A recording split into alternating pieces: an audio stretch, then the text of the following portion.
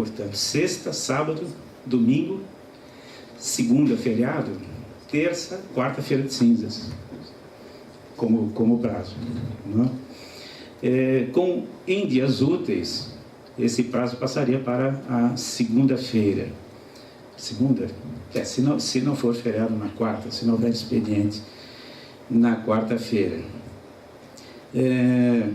A questão do horário também, para a prática dos atos do advogado, pode ser das 6 horas às 20 horas, e onde há peticionamento eletrônico até às 24 horas, está no artigo 212 e 213.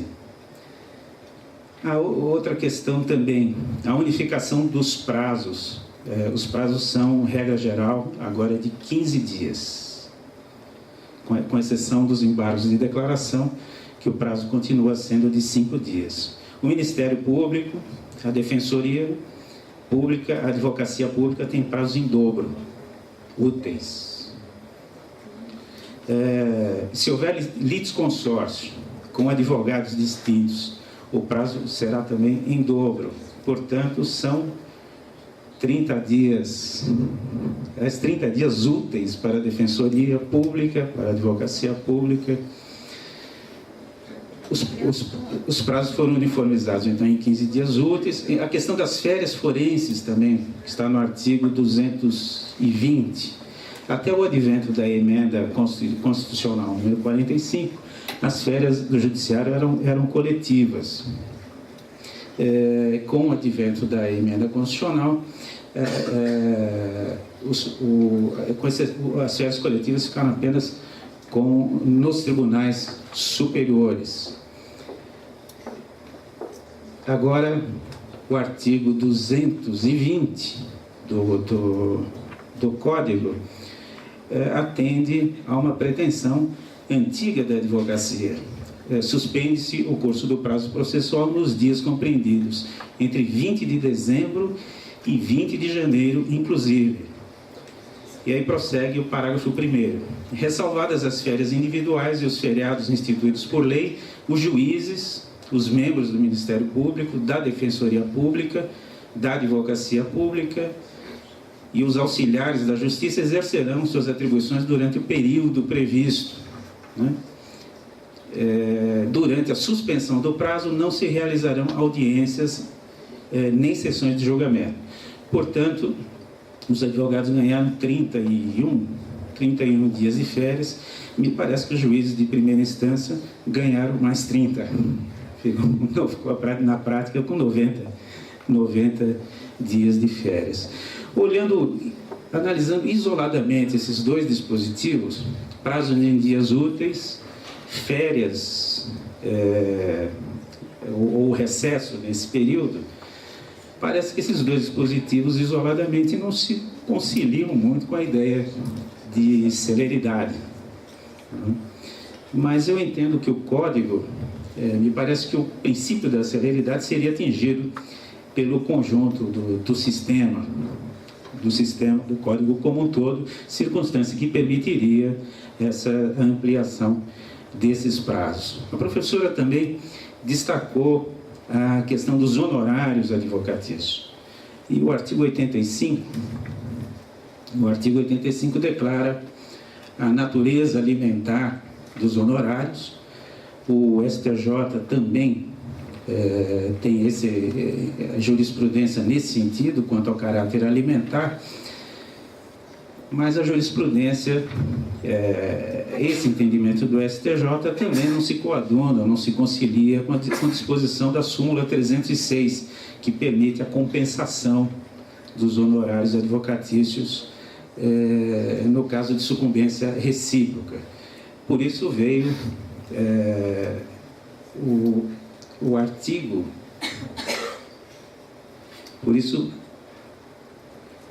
o artigo acrescenta que o teor do parágrafo 4º do artigo: os honorários constituem direito do advogado, têm natureza alimentar e com os mesmos privilégios dos créditos oriundos da legislação do trabalho, sendo vedada a compensação em caso de sucumbência parcial. Portanto, esse novo dispositivo implicaria, ao meu ver, na revogação da súmula 306 do Superior Tribunal de Justiça. Traz também, como destacou a professora Rogéria Norte, a sucumbência recursal. Essa sucumbência é uma contingência de natureza econômica, no sentido de desestimular a interposição de recursos. A questão dos honorários da Fazenda Pública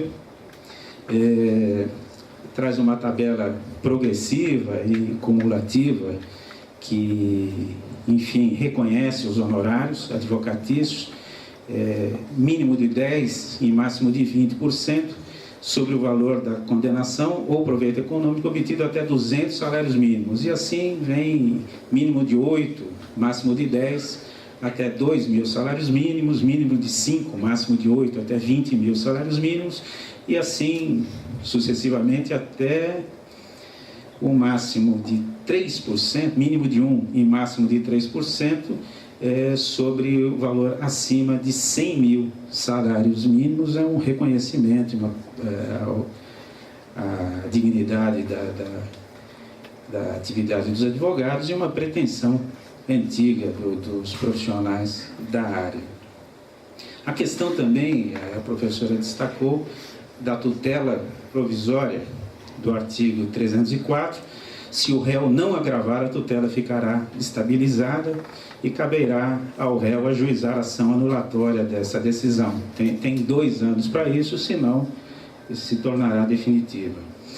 Talvez esse dispositivo, ainda para ser bem meditado, bem analisado, bem refletido sobre ele, talvez implique numa parcimônia, num cuidado maior na concessão da tutela provisória. A questão da força dos precedentes também já foi destacada, no artigo 926, 927 do Código. Hoje o precedente vinculativo é apenas a súmula vinculante. Os demais são precedentes persuasivos. A quem aponte, é um dispositivo muito importante para a celeridade, para a duração razoável do processo, mas há quem afirme que esse dispositivo seria inconstitucional. Então, muita discussão ainda se travará em torno desse dispositivo. A questão dos recursos: desaparece o agravo retido. Em geral, as decisões interlocutórias não estarão sujeitas à preclusão, salvo aqueles dispositivos expressos no Código. A impugnação ficará para o recurso de apelação. Hoje, em tese qualquer decisão interlocutória, cabe agravo. Tenho a impressão, professora, que corremos o risco de recriar uma situação antiga, que era a questão dos mandados de segurança. Possivelmente nós vamos enfrentar ressuscitar um monstrinho que nós havíamos acabado com ele há algum tempo.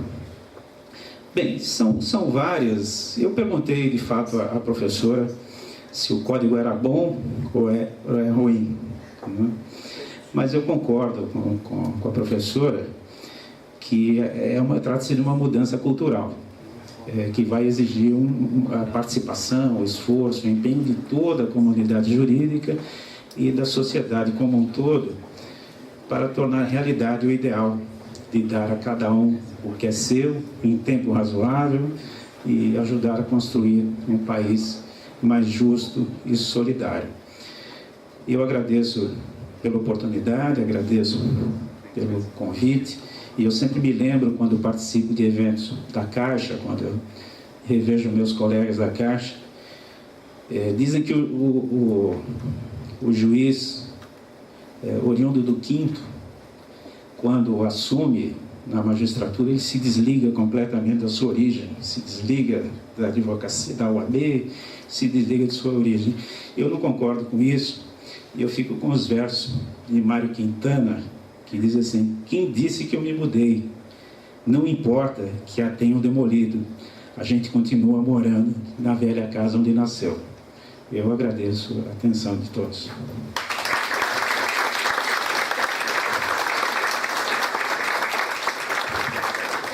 Muito obrigado, ministro Antônio Carlos. De imediato passo a palavra ao ministro Neff Cordeiro.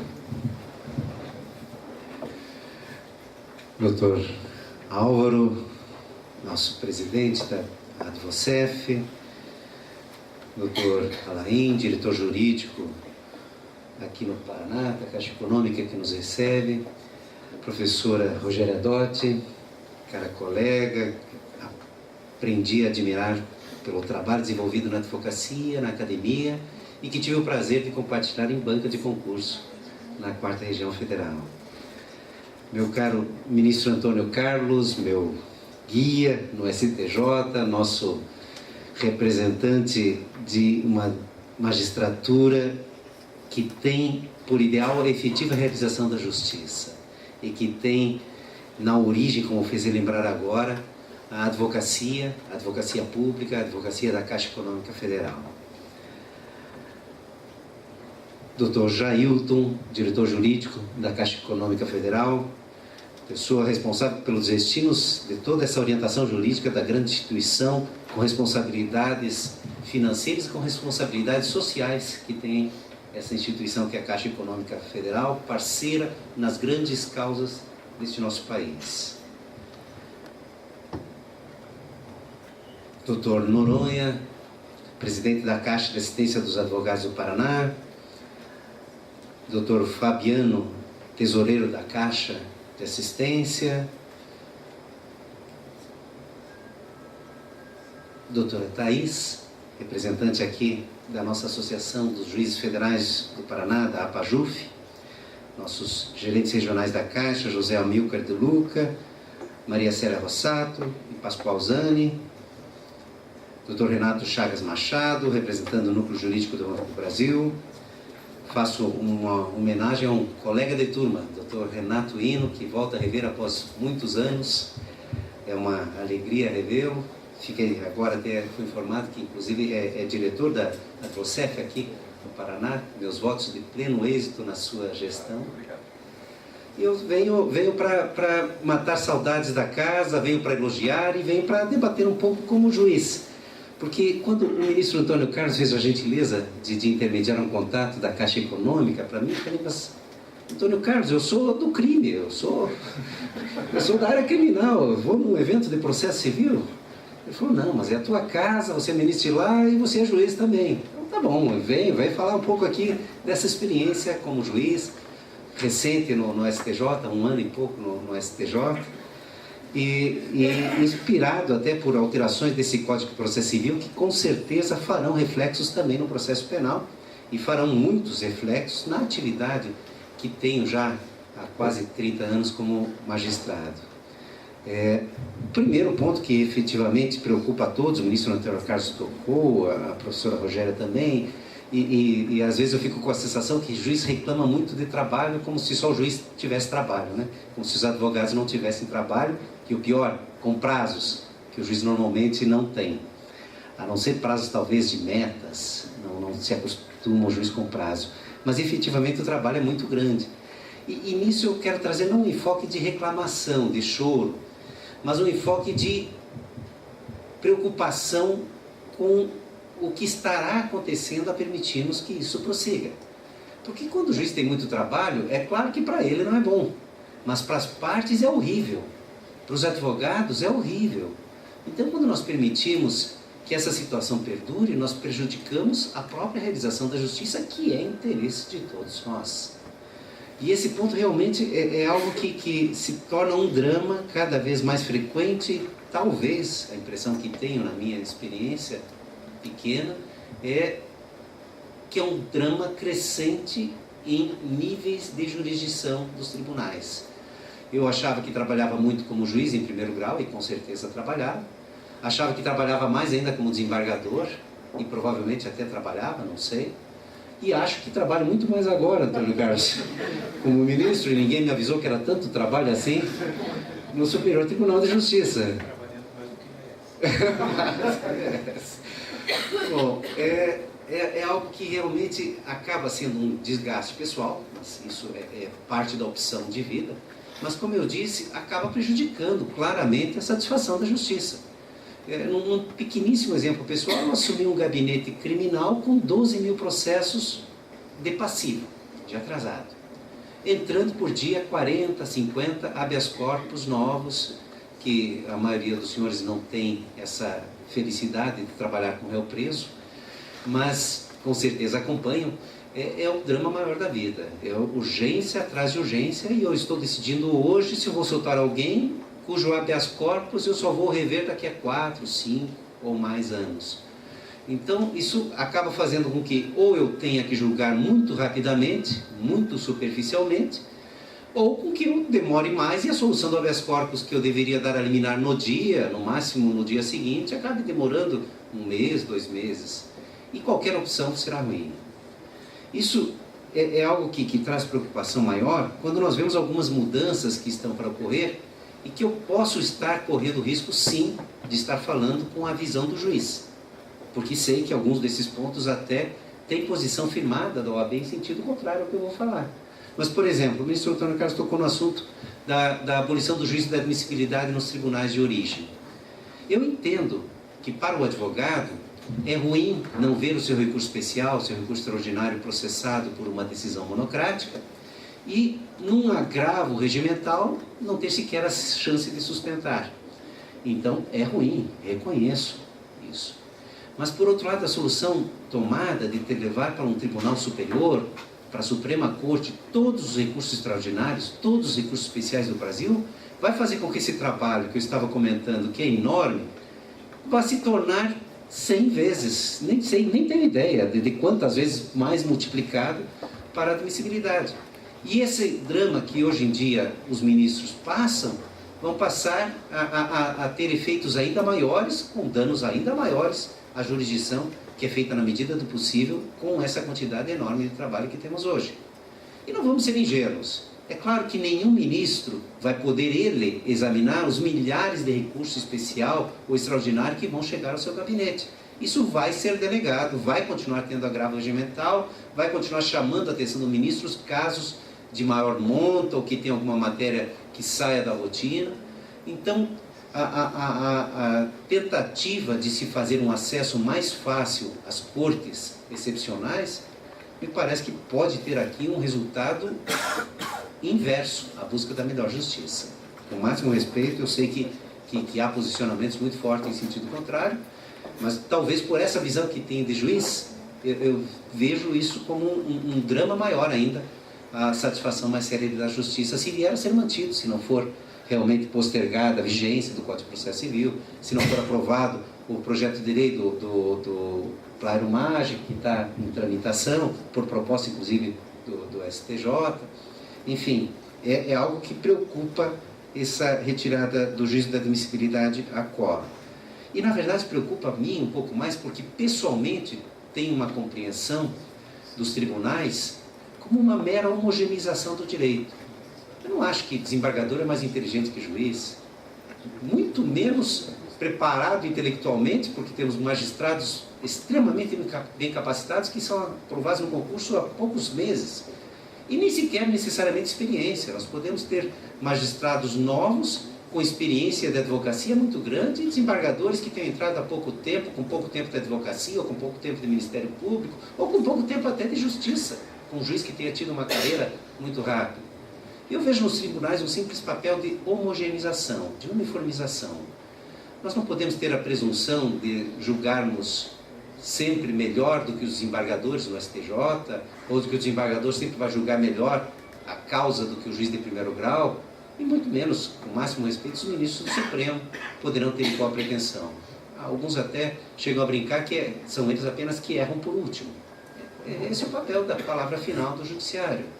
Então, nesse papel de homogeneização, eu acabo diminuindo muito, embora saiba que isso possa afetar interesses e até convicções de vários, mas eu acabo diminuindo muito o acesso recursal como oportunidade de justiça. Eu vejo no duplo grau a chance de se chegar a um tribunal de apelação. Este é o duplo grau, o julgamento do juiz de primeiro grau e o juízo do Tribunal de Justiça ou do Tribunal Regional Federal. Acima disso, não vejo um direito de acesso recursal. Eu vejo um direito da sociedade na uniformização, da interpretação do direito federal ou da Constituição Federal. Ou seja, eu não vou pretender, embora muitas vezes façamos isso, não vou pretender fazer a justiça em cada um dos casos que chegue a meu julgamento no Superior Tribunal de Justiça. Prefiro mais fazer a melhor interpretação do direito federal na área criminal que chegue a meu julgamento. Volto a dizer que eu sei que isso é polêmico, eu reconheço que, às vezes, a falha na interpretação do direito é tão gritante que, como seres humanos, queremos corrigir. Eu sei que estou no evento de processo civil, mas eu já alertei que eu venho da área criminal. Então, sem querer, vou dar exemplo criminal nesses breves comentários que farei. Eu lembro, por exemplo, de uma pessoa que foi condenada pelo estupro de uma mulher que reconheceu, e conheceu o autor do crime. E depois, enquanto cumprindo pena, a Defensoria Pública do Rio Grande do Sul, até vou falar porque é um elogio, conseguiu acesso a um banco de dados de DNA que eu nem sabia que existe no Brasil, e descobriram, pelo sêmen deixado na vítima do estupro, que na verdade o estuprador não era o preso, que foi reconhecido pela vítima, mas alguém com semelhança que inclusive tinha delatado, era um colega de crime que tinha delatado o ex-comparsa como autor do estupro, e era dele o material genético como constava no banco de sêmen. Chega no Superior Tribunal de Justiça, uma discussão porque o Tribunal de Justiça não queria acolher essa prova como relevante para a alteração do julgamento.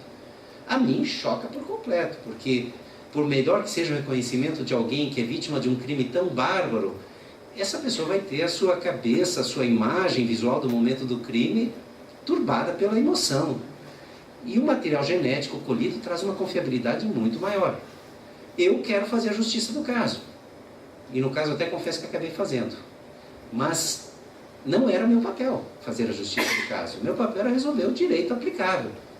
Então esse drama nós vivemos no dia a dia realmente, mas me parece, volto a insistir, que o papel dos tribunais não é a justiça do caso quando estamos em instâncias excepcionais, mas sim a interpretação aplicável como uma espécie de glosadores da lei federal ou da Constituição, fazendo comentários de como deve ser interpretado determinado artigo da lei ou da Constituição. Por isso, para mim, não choca tanto essa dificuldade de se acessar aos tribunais excepcionais. Deve ser essa a regra do jogo. Nós não podemos viver num sistema em que todos os processos cheguem ao Superior Tribunal de Justiça. Todos os processos cheguem ao Supremo. E, embora muitas vezes, quando eu falo isso em tribunais locais, eu receba comentários, não, mas você não conhece o tribunal daqui, você não conhece como são formados os julgamentos aqui. Este não é um risco que se deixa de existir em invocação de tribunais superiores. E essa garantia não pode ser alargada ao ponto em que tenhamos, então, que desconfiar de todos os tribunais e de todos os juízes do Brasil. Então, vejo com um grande problema a ser resolvido ainda essa questão do juízo da admissibilidade não mais existindo no tribunal local. A mediação, que foi um dos pontos abordados pela professora Rogéria, também é um tema que eu gosto muito, estou até hoje envolvido nisso, atuo na consultoria ao ministro Lewandowski nesse ponto, porque vejo como uma das soluções, sim, ao excesso de demandas no judiciário. E nesse ponto até toco não para fazer comentários linguísticos, mas para fazer um elogio à Caixa Econômica Federal, que é uma das grandes incentivadoras da mediação na área da jurisdição federal. Agora, por exemplo, o ministro Mussi está como corregedor da Justiça Federal até final de setembro, imagino, começo de outubro, e uma das metas dele era fazer a mediação como marca da sua gestão, porque era curta. Qual foi o órgão que ele foi buscar para fazer a mediação? Caixa Econômica Federal. E já teve a acolhida da Caixa Econômica, já sei que tem evento programado, de grande enfoque, eu já comuniquei ao presidente Lewandowski, que já vai entrar também o CNJ junto, nessa busca de uma mediação. E isso funciona muito, e digo isso de quem está agora do lado do juiz, não só preocupado com a casuística, com as pessoas que foram atendidas, com o dinheiro que a Caixa Econômica vai conseguir obter mais rapidamente, enfim, mas funciona inclusive como política institucional, como política de satisfação dos interesses.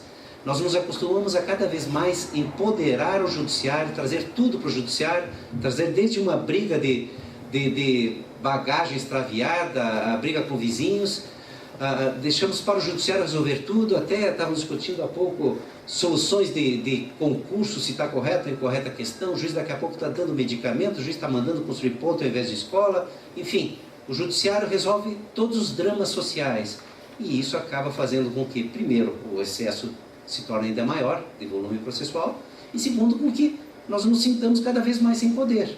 A solução é dada pelo juiz, então eu não vou brigar com o meu vizinho, eu vou deixar que o juiz diga para o meu vizinho que ele está errado. Não vou tentar chegar num acordo com o meu vizinho. E a conciliação tem esse grande papel de nos acostumarmos a fazermos o mais possível a nossa justiça. Deixarmos para o judiciário realmente causas que precisem dessa intervenção de um terceiro do Estado. A motivação realmente é outro ponto importantíssimo que tem a ser tratado no novo Código de Processo Civil. Eu já vi preocupações, inclusive, de colegas ali, quanto ao limite da motivação. Pessoalmente, eu não consigo admitir que o excesso de trabalho justifique não motivar. Como disse, nessa minha experiência de magistratura, em vários lugares, com muito trabalho, com menos trabalho, eu já vi situações em que precisa decidir até mais rapidamente e mais sucintamente, mas atacando os pontos mais importantes da causa, os pontos principais da causa que mereçam soluções, ainda que por uma liminar, que sejam questões relevantes e urgentes, precisam ser enfrentadas. E na solução de mérito, todas as questões de direito apresentadas têm que ser enfrentadas. Mas volto a dizer, como solução para a causa, não como... Eu lembro até do professor René, uma vez ele comentando comigo que ele queria que o juiz decidisse a causa, não que ele ensinasse o direito. Então, tudo tem um limite. O juiz vai motivar a sua decisão, vai dizer por que, quanto aos fatos e quanto ao direito, ela é dada, mas não vai ser algo professoral, um artigo que ele vai escrever na sua sentença. E, de outro lado, eu também tenho uma posição que aí é mais polêmica, inclusive sou normalmente vencido na turma, embora na sessão eu acredito que até tenha posicionamento que seja o da maioria, de acolher a chamada fundamentação per relatione, a fundamentação trazida por outros, por advogado ou até pelo Ministério Público, mesmo no processo penal. Talvez por esse meu viés de participação maior na mediação, nos juizados criminais, nos juizados especiais, onde nos juizados especiais o tribunal seria a turma recursal, faltou o nome, a turma recursal pode manter a decisão pelos seus próprios fundamentos, sem acréscimo, e talvez por uma questão de verificar no processo uma medida maior de simplicidade. Não vejo necessidade do juiz repetir a mesma argumentação com diferentes palavras para com ela concordar. Mas esse é um tema controvertido e muitos estão usando o novo texto do Código de Processo Civil já como argumento para não mais admitir a fundamentação per relatione. Há um medo, que aí eu já me dou um pouquinho até como juiz, talvez, de que o juiz, ao adotar a fundamentação per relatione, ele não veja o processo. Ele simplesmente diga, concordo, e o risco maior de dizer, principalmente na minha área que é criminal, concordo com o promotor. E o medo dos advogados é esse, porque pode ser que o juiz confie e não queira ter o trabalho, seja preguiçoso e não queira abrir o processo. Esse risco vai existir, ele, na minha opinião, ele copiando os argumentos do promotor ou dizendo que um estagiário fale a mesma coisa e mude um pouquinho as palavras. Na verdade, o que me preocupa mais é que sejam atendidos os debates trazidos pela parte. Se isso vai ser com argumentos trazidos de doutrina, trazidos de parecer, trazidos de manifestação de uma das partes, a mim não traz maior preocupação. Mas reconheço que o tema é polêmico. Me preocupa muito a questão dos precedentes, o ministro Antônio Carlos também comentou até que pode ser até considerado inconstitucional, mas essa é uma das minhas esperanças. Eu não consigo entender como justo, até falávamos informalmente antes, que um determinado tema, e aqui nós estamos em Caixa Econômica, do Banco do Brasil, por exemplo, pegar a poupança, o fundo de garantia, esse tema tem uma solução igual para todas as pessoas do bairro e para uma pessoa seja diferente. Ainda que seja a melhor decisão jurídica daquela pessoa isolada, não se pode entender como justo isso. Se a solução foi dada de modo igual para todos, assim será melhor compreendida a justiça se todos tiverem igual decisão. E para isso, nós não podemos depender exclusivamente da convicção de cada juiz, especialmente, eu até vou mais forte aqui nos tribunais. Eu até consigo admitir que o juiz de primeiro grau tem a liberdade plena de decidir como queira. Mas um tribunal que já tem o papel de homogeneizar as decisões no seu estado, na sua região, tem que ter, por outro lado, o dever de também aceitar a homogeneização trazida pelos tribunais superiores. Então, a questão dos precedentes me parece de extrema importância. Quanto aos honorários, sem dúvida, esse é um ponto importantíssimo do Código de Processo Civil, de valorização, sim, da atividade, de inibição de novas demandas. Eu lembro, por exemplo, que num curso de... Eu estou falando de mediação, mas é mais porque até o tema que mais me toca aqui na área do processo civil. Eu lembro, por exemplo, de um curso que eu fui fazer no Canadá, de mediação, e lá eles estavam fazendo mediação na Corte Superior, e um dos grandes argumentos, pode até não ser ético, mas era um dos grandes argumentos usados para mediação é: se você quiser recorrer, você vai ter que pagar as custas da transcrição desse julgamento. E os julgamentos eram orais. Eram milhares de dólares para se fazer um recurso. E para nós, recorrer não custa nada. Para nós, recorrer é muito fácil. Prolongar o pagamento, a execução é muito fácil. Então, quando se tem nos honorários a possibilidade de fixação, inclusive para face recursal, nós temos com isso uma necessária ponderação que deve haver do advogado sobre a viabilidade do seu recurso. E isso é bastante interessante. E tratando aqui, inclusive, em advogados da Caixa, que são de instituição pública, esse é um tema de especial interesse, porque precisa haver a efetiva remuneração pelo desempenho da atividade. Não apenas por ser um procurador da Caixa, mas pela sua eficiência, pela sua qualidade no desempenho da atividade, e isso vai representar em diferenciação de honorários, o que é muito justo. Enfim, para quem é da área criminal, já falei demais. Mas é uma alegria estar aqui de novo. Volto a dizer que fiquei muito feliz com o convite trazido pela Caixa Econômica, pelo ministro Antônio Carlos. É uma alegria voltar a ter contato aqui em Curitiba. Curitiba é minha terra, eu estou por aqui sempre e gosto muito de retornar aqui, embora esse clima nosso de Curitiba seja um pouquinho complicado. Mas as pessoas de Curitiba são maravilhosas e é por isso que eu retorno. Muito obrigado pela acolhida.